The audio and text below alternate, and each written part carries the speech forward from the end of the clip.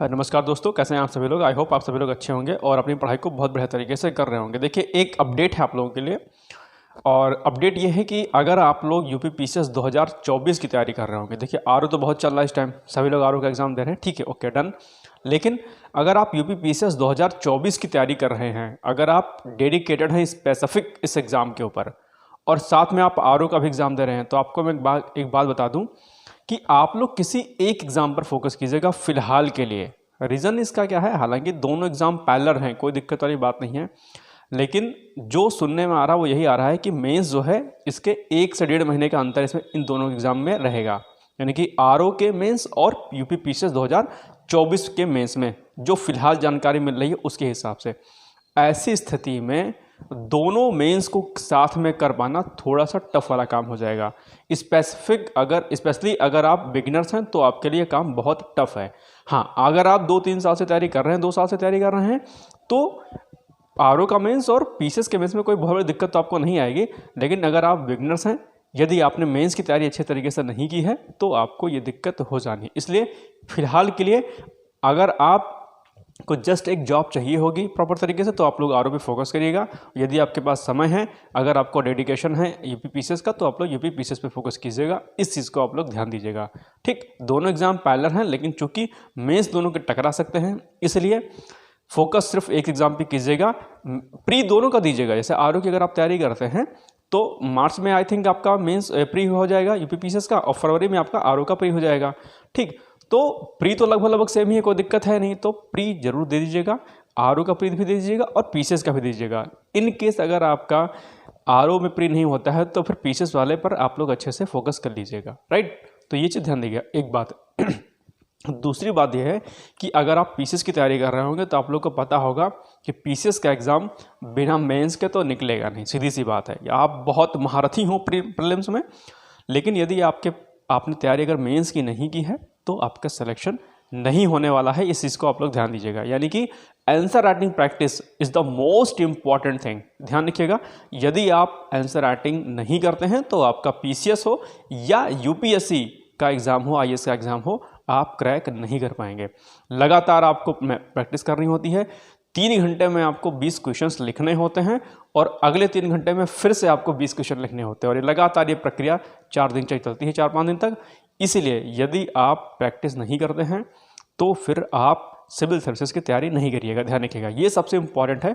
और मैंने ऐसे बहुत सारे बच्चों को देखा है जो लगातार तैयारी कर रहे होते हैं, लेकिन मेंस की आंसर राइटिंग प्रैक्टिस नहीं करते हैं, तो प्रीलिम्स तो निकल जाता है लेकिन मेंस में वो लोग नहीं क्रैक कर पाते मेंस को। तो ये सबसे बड़ी समस्या है।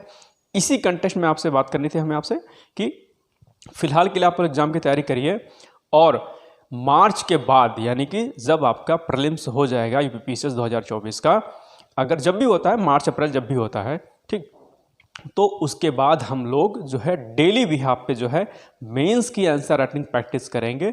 2 से 3 प्रश्नों की प्रैक्टिस करेंगे और लगातार करेंगे, 1 साल तक करेंगे। बीच में संडे को ऑफ रहेगा, संडे को रिवीजन होगा और लगातार ये प्रैक्टिस चलती रहेगी। और इतना आपको लिखा दिया जाएगा, इतनी आपको प्रैक्टिस करा दी जाएगी कि जब आप मेंस के एग्ज़ाम में बैठेंगे तो आपको कुछ भी ऐसा नहीं लगेगा कि ये आपके लिए कुछ नया है। इतने सारे प्रश्न कराए जाएंगे, उनके मॉडल आंसर भी आपको प्रोवाइड कराए जाएंगे विथ एक्सप्लेनेशन डिटेल्स में, फ्लो डायग्राम के साथ में। और उसमें कुछ महत्वपूर्ण जो रिपोर्ट्स होती हैं, वो चाहे एआरसी रिपोर्ट, जिसे हम सेकंड एडमिनिस्ट्रेटिव रिफॉर्म रिपोर्ट बोलते हो, द्वितीय प्रशासनिक सुधार आयोग, या फिर अलग अलग मिनिस्ट्रीज के जो डेटा होते हैं, कोई भी चीज़ होती हैं जो आपके लिए इम्पॉर्टेंट होती हैं, क्योंकि मेंस में जो है ट्रेडिशनल पोस्टल के साथ, स्टैटिक के पोर्शन के साथ में आपको डायनामिक सेक्शन आपको जरूर लिखना होता है। तो वो सारी चीज़ें आपको जो है कराई जाएंगी और ऑथेंटिक कराई जाएंगी, ताकि कहीं भी आपको कोई दिक्कत मेंस के पर्सपेक्टिव से ना होने पाए। तो ये काम हम लोग कब करेंगे? हम लोग करेंगे प्रीलिम्स जो है 2024 के बाद।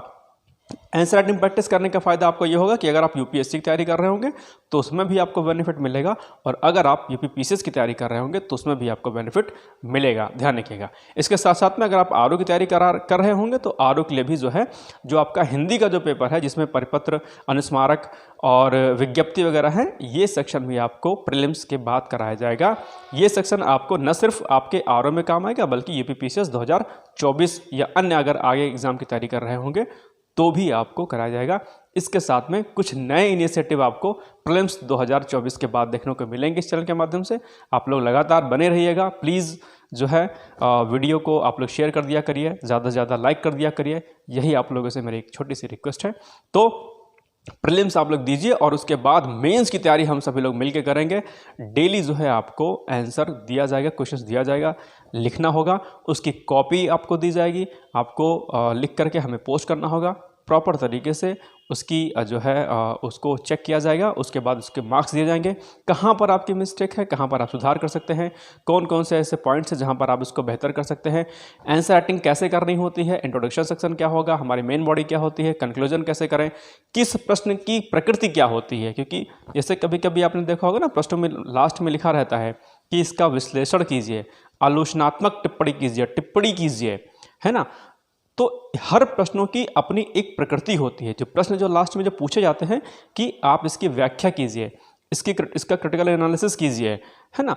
तो इन सभी प्रकार के प्रश्नों में आपको अलग अलग जो है उत्तर देने होते हैं। ऐसा नहीं है कि आप कुछ भी लिख के चले आएँ। यदि व्याख्या पूछा है तो आपको व्याख्या लिखना होगा, यदि आलोचना पूछा है तो उसके फॉर्म में आपको लिखना होगा, ठीक। क्रिटिकल एग्जाम में पूछा है तो आपको उसके फॉर्म में लिखना होगा। यानी कि हर प्रश्नों की प्रकृति अलग अलग होती है और उसी के विहार पे आपको अपने आंसर्स को लिखना होता है। साथ साथ में फ्लो डायग्राम, बुलेट फॉर्म में आंसर्स को लिखना, कंक्लूजन कैसे ड्रॉ करना है, कौन से ऐसे बिंदु हैं जिनको आपको ध्यान देना है और उन बिंदुओं को वहाँ पर लिखना है और किन बिंदुओं को वहाँ पर नहीं लिखना है, बहुत ज़्यादा पैनिक ना होते हुए।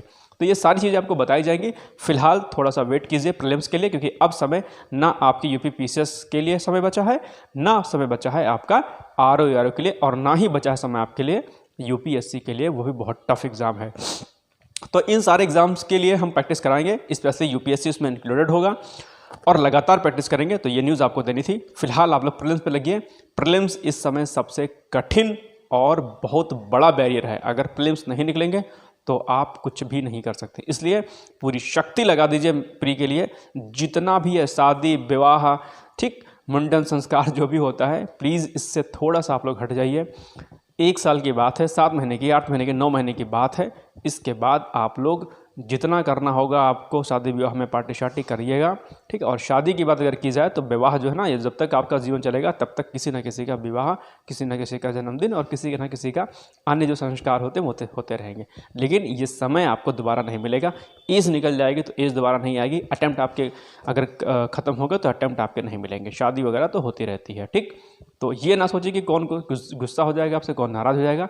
कोई बात नहीं, जिस दिन सिलेक्शन हो जाएगा, जो नाराज़ हुआ दोस्त होगा सबसे पहले वही आपको फ़ोन करेगा और आपको बेस्ट विशेस बोलेगा, ठीक, आपको कंग्रेचुलेशंस बोलेगा। तो इसलिए अभी चीज़ों को निगलेक्ट करिए, जहाँ तक हो सके इन चीज़ों को अवॉइड करिए। जहाँ पर लगता है कि ये बहुत इंपॉर्टेंट है उसको आप लोग अटेंड कर लिया करिए। ऐसा नहीं है कि घर में शादी है भाई की और आप लोग अटेंड ना करें, ऐसा नहीं है। लेकिन जो है जहाँ तक हो सके बचने की कोशिश करें। मेंस कैसे करेंगे इस पर मैं एक वीडियो बना दूंगा। अगर आप लोग प्रैक्टिस करना चाहेंगे मेंस की, तो इसके लिए मैं कल एक प्रॉपर में वीडियो बना दूंगा कि किस तरीके से मेंस लिखना होगा आपको। तो उसके बिहाफ पे आप लोग अपनी प्रैक्टिस को शुरू कर सकते हैं। तो चलिए फिर, ये कुछ अपडेट था। आप लोग पढ़ते रहिए, मस्त रहिए, व्यस्त रहिए, खूब पढ़िए। डेली जो है करंट अफेयर्स की हैबिट डाल लीजिए। इसी चैनल के माध्यम से आपको डेली करंट अफेयर्स कराया जाता है। साथ साथ में अन्य किसी माध्यम से भी अगर करंट अफेयर्स आप करते हैं तो करते रहें, लगातार करते रहें। जरूरी नहीं कि यहीं से करें, जहाँ से भी आपको सही लगता है आप करें, लेकिन लगातार प्रैक्टिस करें, ठीक है। Consistency is the most important thing, ठीक। विदाउट कंसिस्टेंसी आप एग्जाम क्रैक नहीं कर सकते हैं। इस चीज़ को आप लोग ध्यान रखिएगा। चलिए फिर, okay, all the best, good luck, thank you.